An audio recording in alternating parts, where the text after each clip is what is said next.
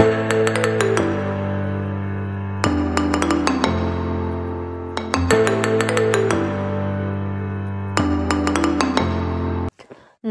मी करिश्मा यादव तुमचं कोल्हापुरी साजमध्ये खूप मनापासून स्वागत करते. तुम्हाला तुमच्या आयुष्यातले प्रत्येक क्षण सुखाचे, आनंदाचे, भरभराटीचे आणि आरोग्यदायी जाऊत. तर सकाळी सकाळी म्हणजे वाजलेले 6 वाजलेले आणि माझं आवरलेलं सगळं. तर त्याच्यानंतर मी लक्ष्मीपूजन होतं, तर त्यासाठी पहिल्यांदा अगोदर उंबरठ्या जे मेन डोअर आहे तिथे क्लिनिंग करून घेतलं, दरवाजा वगैरे पुसून घेतला व्यवस्थित. हे क्लिनिंग करून झालेलं माझं अगोदर दिवाळीची क्लिनिंग केलेलीच मी, पण त्याच्यानंतर सुद्धा 8 दिवस झालेले आणि पुन्हा धूळ येऊन बसते. त्याच्यामुळे लक्ष्मीपूजन होतं आज आणि लक्ष्मी आपल्या घरात येणार आहे, तर त्याच्यासाठी आपला मेन डोअर स्वच्छ, नीटनेटका आणि सुशोभित पाहिजे. त्यासाठी मी हे माझं चाललेलं सकाळी सकाळी. तर आज सगळ्यांना सुट्टी होती, तर मी पहिल्यांदा तर उठल्यावर हेच काम करायला घेतलं आणि रांगोळी काढायची होती मला आणि त्याच्यासाठी खूप वेळ लागणार होता. यासाठी मी हे अगोदर करायला घेतलं. त्यासाठी अगोदर ओल्या कपड्याने दरवाजा वगैरे जो आहे तो नीट स्वच्छ करून घेतला आणि उंबरठा नीट स्वच्छ करून घेतला. हळदीचं लेपन केलं छान असं. जे हार बनवले होते मी आदल्या दिवशी, सगळे हार बनवून ठेवलेले मंदिराला, गाडीला, फोटोला एक वगैरे सगळं बनवून ठेवलं होतं आणि दरवाजाला.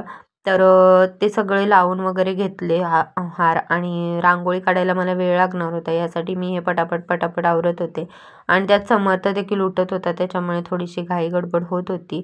पण ठीक आहे. त्याच्यानंतर मला हे आवरायला साधारणतः 9-9:30 वाजले होते, कारण मला देवपूजाही करायची होती आणि त्यासाठी मला मेन म्हणजे रांगोळीचं डिसिजन घेता येत नव्हतं आणि नेमकी कुठली काढू तेच समजत होतं. मी मोबाईलमध्ये सर्च करते पण मला काहीच समजत नव्हतं. शेवटी जी आहे ती मी माझ्या मनानेच काढलेली आहे.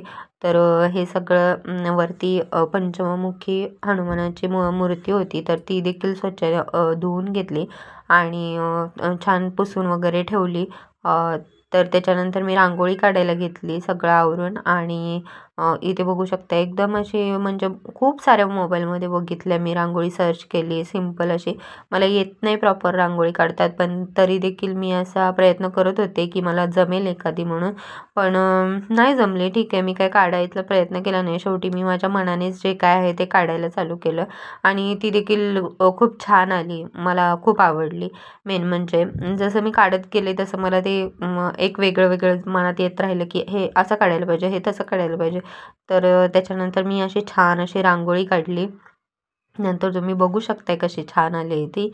कधी कधी आपण एखादी रांगोळी किंवा काय बघून करण्यापेक्षा स्वतःच्या आपल्या मनाने जे आहे ते केलं तर खूप छान वाटतं आणि त्याला मनाला एक समाधान मिळतं. तर तसंच माझे या रांगोळी काढल्यानंतर झालेलं आणि बघू शकता इथे तुम्ही खूप छान असं मस्त अशी रांगोळी काढलेली आहे. दिवे वगैरे लावलेले आणि नाही जमत असं मला वाटत होतं, पण खूप छान मी माझ्या पद्धतीने मला जशी जमते तशी छान अशी रांगोळी काढली. इथे हार वगैरे लावले, धान्याचं तोरण लावले, इथे दिवा लावलाय. तर मंदिर देखील असं छान सजवलं होतं, फुले वगैरे छान घातले होते, हार बनवलेले ते घातलेलं आणि छोटीशी अशी लायटिंग लावलेली. तर दिवाळीमध्ये देवांचीही दिवाळी झालेली आणि देवांनाही छान असं सजवलेलं. तर इथे दिवसभर काय काम नव्हतं, तर हिने आमच्या लग्नाची सीडी लावली होती आणि ते बघत बसलेली श्रावणी. तर त्याच्यानंतर इथं जो आहे उरली पात्र आहे ते मला नीट सुशोभित करायचं होतं. त्यानंतर संध्याकाळी जी आहे ती मी अशा पद्धतीने असे रेडी झाले होते. छान नथ घातलेली, झुमके घातलेले, साडी नेसलेली आणि खूप छान वाटत होतं. तर अशा पद्धतीने मी रेडी झालेले, असा लुक होता माझा आजचा. छान ग्रीन कलरच्या बांगड्या घातलेल्या, मला या बांगड्या खूप आवडतात. त्यानंतर पूजा करायला घेतली आणि समया वगैरे ज्या आहेत त्या मी अगोदरच स्वच्छ करून ठेवलेल्या आणि मला जे काही सामान लागणार होतं पूजेसाठी तर ते मी अगोदरच सगळं व्यवस्थित जे काय हवं आहे ते काढून ठेवलं होतं माझ्यासाठी माझ्याजवळ असं. कारण पूजा करताना सारखं सारखं उठायला लागू नये यासाठी. तर मला माहिती होतं खूप वेळ लागणार होता पूजेला, कारण लक्ष्मीपूजन म्हटलं की वेळ हा लागतोच आणि जेवढ्या आपण ते मनोभावे करू तर तेवढं त्याचं आपल्याला फळ मिळतं. यासाठी जे आहे ते व्यवस्थित व्हावं यासाठी शांतपणे शांत मनाने करायचं होतं, तर त्यासाठी वेळ लागतोच हा. अश्विन वद्य अमावास्येला सायंकाळी लक्ष्मी देवतेचं पूजन करण्याची आपल्याकडे प्रथा आहे. खरं तर रोजच सायंकाळी घराची दारं लक्ष्मीच्या स्वागताला उघडी ठेवून देवापुढे दिवा लावून आपण शुभं करोती म्हणतो. यात घरातील इडापिडा बाहेर जाऊ, बाहेरची लक्ष्मी घरात येऊ, घरच्या धनाला उदंड आयुष्य लाभो अशी प्रार्थना आपण करतोच. पण लक्ष्मीपूजनाच्या दिवशी या प्रार्थनेचं विशेष महत्त्व आहे. बलिप्रतिपदेला म्हणजेच दिवाळीच्या पाडव्याला विक्रम संवतानुसार नवीन वर्ष सुरू होतं. अनेक व्यापार व्यावसायिकांचा आर्थिक वर्षही दिवाळीच्या पाडव्यापासून सुरू होतं. त्यामुळे हिशोबाच्या नवीन वह्याही आदल्या दिवशी लक्ष्मीपूजनाच्या वेळी पूजा करतात. समृद्धी आणि ऐश्वर्य यांचं प्रतीक असलेल्या लक्ष्मीची पूजा या रात्री केली जाते. श्री लक्ष्मीपूजनाच्या वेळी अक्षतांनी बनवलेले अष्टदल कमल किंवा स्वस्तिक यावरच लक्ष्मीची स्थापना केली जाते.